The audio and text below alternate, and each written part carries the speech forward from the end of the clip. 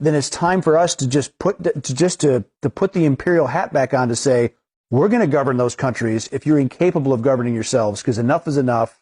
We're done being invaded. Because our own national security risk is at stake. Exactly. National security interests are at stake. You can say that about pretty much all of Africa. They're incapable of governing themselves and benefiting their citizens because the governments there are all about looting and pillaging and lining their pockets and going shopping in Paris instead of actually making their country better. People on the left are going to watch this. They're going to say, wait a minute, Erik Prince is talking about being a colonialist again. Absolutely. The audacity. I don't blame him. I blame our government. I blame Akufo-Addo, Tinubu, Faure Gnassingbé in Togo, the Cameroon president, the Congolese government, Ruto of Kenya, and the rest. I blame all of them. You just heard what this man said.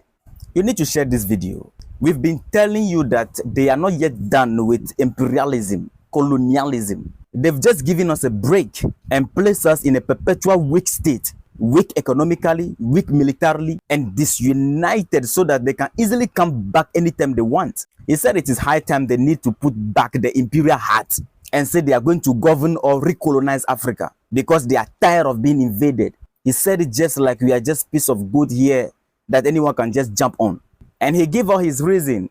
He said because our leaders, let me mention them again, Akufo-Addo from Ghana, John Mahama, all of them who came after Kwame Nkrumah, Yadema and his children in Togo, Ruto in Kenya, Tinubu in Nigeria, and the rest. He said these leaders are not interested in leading their nations, or they are not capable of leading their nation in a way that will better the life of their citizens. He added that these leaders are only interested in looting the nation, filling their pocket, go to Paris to enjoy life with their family.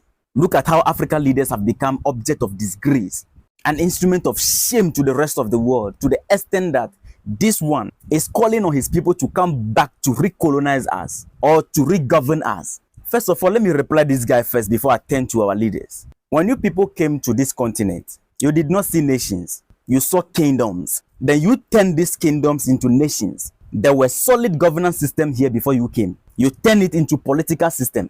You came to this continent and saw kings and queens. You turned our kings into palace chiefs. Now you've given us thieves, murderers, looters, and robbers as president to lead us.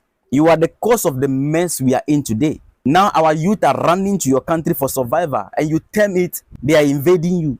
You've given us a constitution that protects thieves in government, constitution that protects wicked souls in leadership position. You've given us a system that put a young hungry man into prison for stealing sardine in the supermarket, but protect looters and robbers in government. A system that protects those who rob the nation on industrial scale, but send hungry citizens to prison because of sardines stolen in the market.